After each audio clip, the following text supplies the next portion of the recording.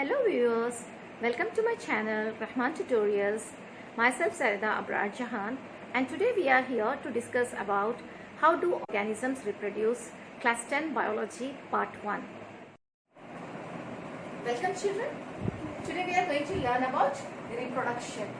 In chapter reproduction, the topics to be covered are introduction, what is reproduction, why is reproduction necessary, types of reproduction, asexual reproduction. In this also we are going to learn about fission, budding, regeneration, vegetative propagation, sexual reproduction in plants and in human beings, then reproductive health and family planning. Children, now the question is, what is reproduction? Reproduction is defined as a process of giving birth to the young ones. Now we are giving birth to our young ones because we want our young ones to be existent in life forever. Now the question is, why is reproduction necessary? Now, as I said, retain a particular species of living organisms. Human being wants our children to retain, and like the same other animals, elephants also want their children to retain, tigers also want their children to retain, dog also wants the puppies to be retained, cat also wants the kittens to be retained. Now, the next thing why this reproduction is necessary is because of transmission of characters of one generation to the next. Now, look at yourself, children. You may be having some of the characteristics which you have inherited from your parents. Like for an example, if you look at in the mirror or when a new baby is born, parents used to shout, that baby is looking like me. Mother used to say that baby is looking like me. Grandparents used to say that no, baby nose is like father, hair is like mother, cheeks are like me. So why we are saying that these characteristics? Because they are one of the thing which carries this hereditary characteristics from the parents to the offsprings. For an example, some of you may be having the earlobe attached. Some of you may be having the free earlobe. And some of you, your father hair is straight, mother hair is curly. Some of you can get the curly hair, but the complexion is like father. So these are the characteristics which carries from the parents to the offsprings. Sometimes what happens, we look just xerox like a father or a mother. Or sometimes maybe we are looking not like father, not like mother, but maybe we are looking like our grandparents or our aunties, our uncles. That happens because of transmission of characteristics from one generation to the next. Next comes to very important point, that is variation leads to the origin of new species. Just now I said inheritance of characteristics will be there. For an example, let us take a dog species. So first there is one kind of dog which can be crossbreed with the other kind of dog, and we can produce nowadays we can see different types of species like Labrador retrievers, golden retriever, bulldog, then French bulldog, then we have poodle, then we have German shepherd. Like this we can see a variety of dogs.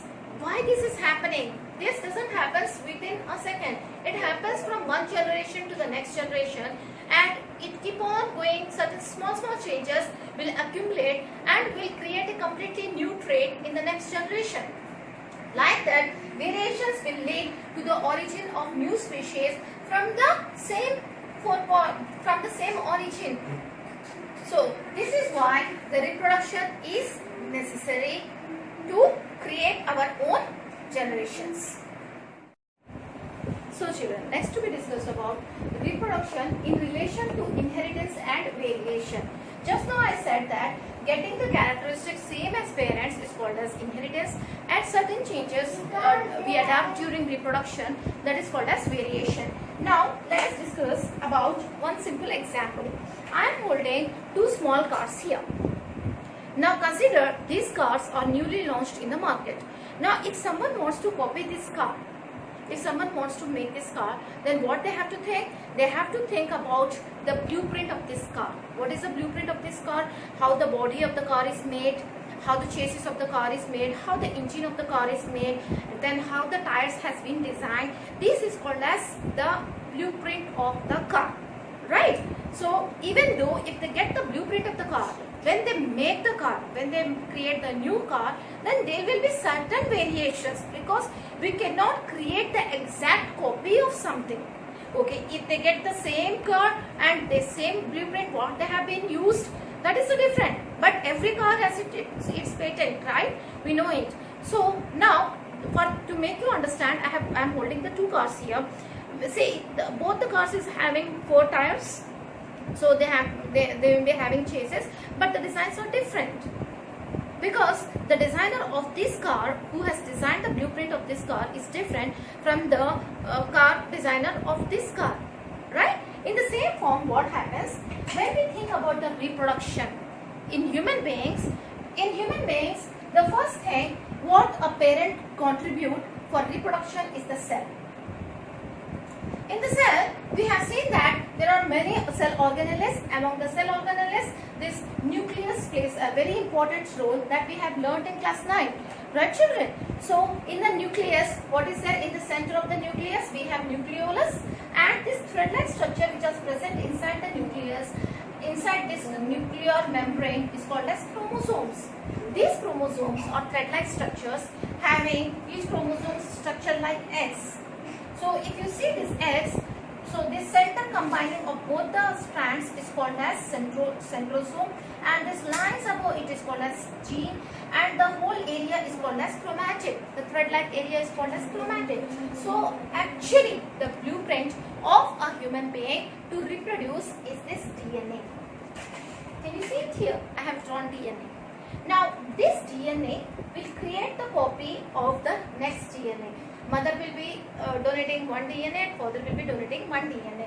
Now what happens, if you see here, I have drawn lines on it, right? These are different kinds of proteins which a particular character of a particular character. Normally it has different names like A, T, C, G, like adenine, thyroxine and cytosine and guanine.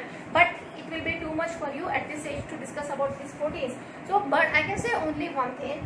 This protein sequence will be different in different organisms.